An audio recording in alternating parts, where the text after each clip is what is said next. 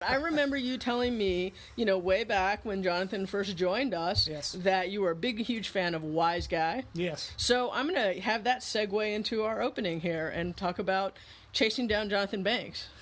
Well, I did not know that Jonathan Banks was available to us. I've told this to Jonathan many times.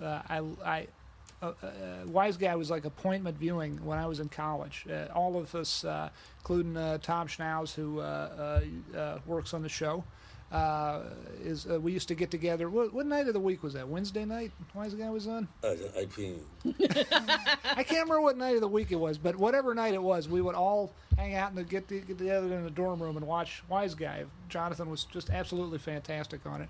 And when we got the chance to work with him, it was just, I was over the moon, because it was I never thought we'd get to work with him.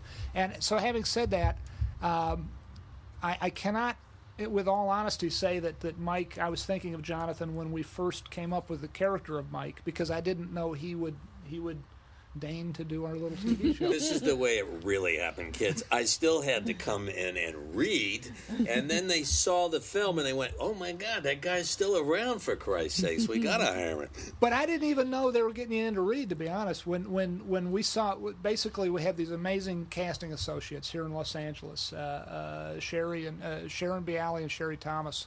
And when we got that particular set of auditions, I was looking through the thing and it said Jonathan Banks. I was like, not the Jonathan Banks. Are you serious? He came in to read for us? He's available to us? So it was just like fantastic. But I was not, I honestly, I didn't think that, such a thing could happen. You don't particularly look for a specific, but sometimes you may write. Like, was Bob Odenkirk somebody that you wrote Saul Goodman for? I think you might have mentioned. Are we finished talking about Jonathan? No, because I was loving that. I just want to make sure that we. But I like Jonathan Banks' non-reaction. When he looks up. There's that wonderful shot over the pizza down to Jonathan, and he just kind of looks up at it and then walks away. Jonathan Banks is awesome.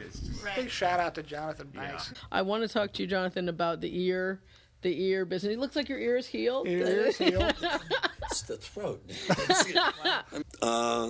So I see that my ear's getting taken off, right? And I immediately know that this is going to be a process. Because you got to do the thing, you got to do it. I now know I'm going to be in the makeup chair for at least 2 hours while I do this thing, right? So instead of calling the office, I sent Vince a postcard and said, maybe we could get a 2-for-1 deal here. If you're going to go this far, then let's blow off both here. We could clip like a Doberman, for Christ's sake. Oh, God. It took and then it heals over a period of time. And our makeup people, and what's the boy? Who's the boy? First of all, it's at the house here that did it. Greg Nicotero and Howard Berger created the ear at K&B here in the Burbank area, and then Corey Welk, I think, applied it for you. And then Frida, who does all the makeup, and finally, as it begins to heal, and the All right, here we go. Gordon, where are you, Gordon? What time does Vince come into work? Vince comes in very early. Oh, don't suck up. Don't suck up. Because Vince decides that I'm going to get my ear blown off. I'm getting in the car at 5:30 in the morning to go be in makeup an hour and a half before everybody else, while Vince leisurely, after the rush hour, comes in here. I'm being rubbed with emoluments at that point. I'm just sort of, a little bit of rubbing alcohol. Then I'm going to take my nap. Now, can I tell you something? Awesome, though. It's a great bit, and I was so when it finally goes and I come out and I lift that flap up, I was having such a good time. Oh my God, I was having such a good time. I got to tell you, just to go over to where they make that stuff and walk in through there and see some of the old models, you think they could sell tickets just to have people walk through that place. I bet you're right. But it's they like a could. museum. Yeah. And you know what? They were so nice because they don't get to really talk to the people that they do all these things for. Right. And we were over there in the chair, and Jenny was with me, and they were so glad to see me. It was fun to be there. Cool. Fun to be there. You're a fun guy, Jonathan. Nah, I wouldn't go that far. Where you take the punch. Where you and Mike talk and you try to enlist Mike to help you out, and Mike's like, "You done." Yeah, Jonathan Walt's looking Banks. for an ally. Jonathan Banks. Jonathan Banks, great guy to work with. Another great piece of the pie, bringing that kind of energy to the show. Very justifiable. We were able to show some of his backstory. Where I love the parts where he's with his granddaughter and past episodes. She's so cute. And then just turns and goes. That's fantastic. We had multiple cameras. Wow. But you took the most comfortable Park Avenue that I spend a lot of time in, and because of that shot, I am now in a sleazy Buick. And Jonathan was actually amazing that night because he had hurt his knee when we were doing the digging scenes previously that week, and he had to run down that alley quite a few times. Yeah, you ran, Yeah. man. I looked at that. I was like, damn, look And at that's him a running. senior citizen running down that alley. Jonathan is so darn cool in this episode. I mean, he is so cool. When does Marie get a scene with Mike? With Mike? Well, that's a good question. We can't reveal. Because I think Marie should have a scene with Mike. Hello. And special guest, Jonathan Banks, who plays Mike on our show. So this, I think, 406 is a really interesting episode in terms of Mike's relationship with Jesse. Yeah. And he watches this scene take place outside of the meth house where, Jesse's does something pretty clever and ends up making some progress. And then there's those two scenes in the diner. What are your thoughts on how that relationship is changing? Good question, Melissa. Well, it's really hard sometimes because maybe I'm not that bright. It's hard to take Jonathan Banks's values and Mike. I don't know if Mike would even want to hang out with Jonathan Banks, but Who wouldn't want to hang out with Jonathan? I truly like him, and I'm not sure. Vince and I have talked.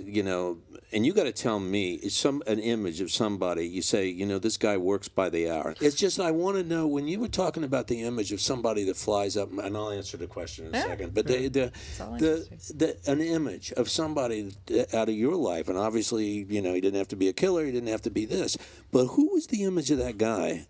Of that hourly worker that was there no matter what, doing it, was good to his word. Well, I can't think of someone like that. I wish I could, but I do in more general terms. I think of Mike as being a man who did not set out to be a criminal or to represent the interests of criminals in the way that he does. But I think he's a man who has a moral code, a man who believes in what he believes in, a man who stands by his friends and is loyal. Mike is an interesting character to me because he's got so many fine qualities, and yet without his blood pressure even raising that much, he can kill someone. Yeah. He can do those kind of things. Yeah. So fascinating guy, and And whatever design that you take or the writers take on whatever his background, or if that ever even comes up, I still, when I do my stuff and I think about where it is and where he was from, what happened, where did he get to this? Because there's something, to me, there's something really tragic about him. Yeah. And I don't know either. Yeah. But yeah. I like the way you put that, though. I like that. Jesse, your diner. Sorry, I didn't mean to go not off. at all. Aaron didn't want to eat his meatloaf, as I recall. What a pain in the ass he is. Yeah. So I think even depicting him as Impossible. complaining about Impossible anything, order. he was just like, maybe next time it doesn't have to be meatloaf. was That funny. might have been his critique. I don't blame him. Oh my That God. meatloaf didn't look particularly. Yeah, but he never said anything to me. Aaron never complains. No, he never does. Ever. Except Ever. about the I do meatloaf. the complaining for all of us. I go, Jesus, what the hell are we doing? God. Anyway, just feeding him, I mean, there's no way that you get around at my age because, listen, this guy could easily be my son. And you see somebody in trouble. I mean, I don't know. I don't know what to say other than that scene comes very naturally for Aaron and I. I truly, you know. You're great in that scene. You both are so great in that scene. Just sitting in the car, waiting in front of the crack house, and you're offering him a sandwich, pimento cheese. Pimento cheese. Yeah, Not bad. yeah, pimento cheese. And then he's saying, "Why do you don't put thoughts in my head?" Right, and all you don't that put stuff. okay. You Got don't it. put thoughts in my head. That was great. On that note, I want to thank Jonathan Banks for joining Thank us you. today. Thank you. Thank you so much, Jonathan, for coming in. What did you think when you read 410? And also Mike's there, and Mike is like this presence, man, that just, yeah. Also have like this history with Mike, with Jonathan Banks, because he was in Wise Guy. Right. I want the $7,000 sent to the Third Interstate Mortgage Company in Patterson. Attention Richie and Celia's homeowner's account. After that, you got me. All right, Mikey, you're in. Now, there's just one thing you have to do for me. What's that? Drop and give me 20. So I hadn't seen him yet. I had not seen him yet, and then he's there, and I've been watching the episode, so I know also what he represents. Yeah. And he's such a badass.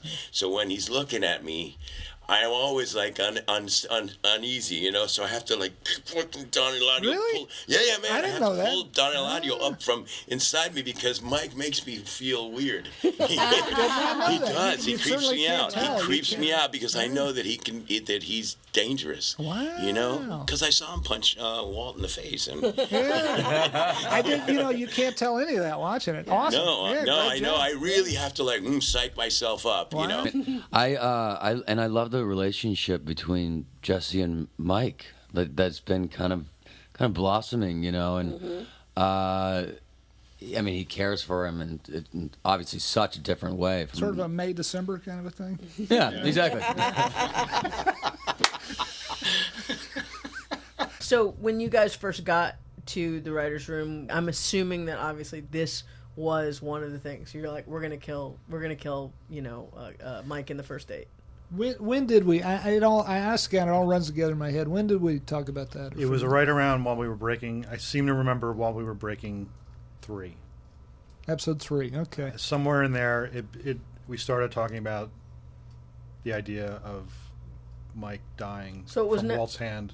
Oh, so it wasn't in your plan from the very beginning. It just, you knew you were going to kill him. You just didn't know when.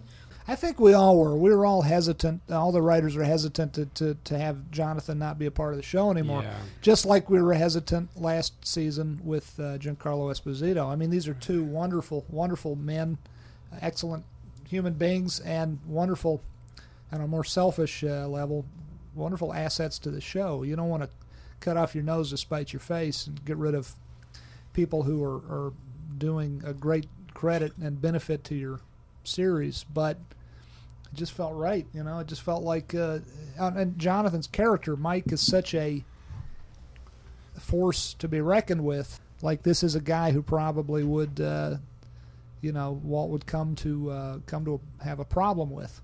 But I do think the audience has really, you know, with Walt becoming less and less sympathetic and more hard to relate to, I think, you know, the audience has definitely moved towards Jesse, and I mean, anecdotally, I'd say this, to Jesse and to Mike. And one thing I will just say about the day that Jonathan Banks' character was shot, we got to set, and Steve Latecki, who's our gaffer, had arranged for black armbands for everybody on the crew. Yeah. Could wear them, yes, to, you know, to speak to all of our sadness in losing Jonathan as a cast member. Steve Latecki, that was his idea. He brought those. Yeah, and he brought it up to costume. Costume made them. Yeah. Brought them to set. It was this wonderful collaboration by the crew. Did you guys have a candlelight vigil or anything too? But everybody signed. They had this giant photo blown up of Mike, Walt, and Jesse together, and everyone signed it. If you see the behind-the-scenes interviews, if you go online and check out the AMC website, I mean, he's emotional, and he loves the crew. He loves this role, and it was a real honor to direct him in this episode.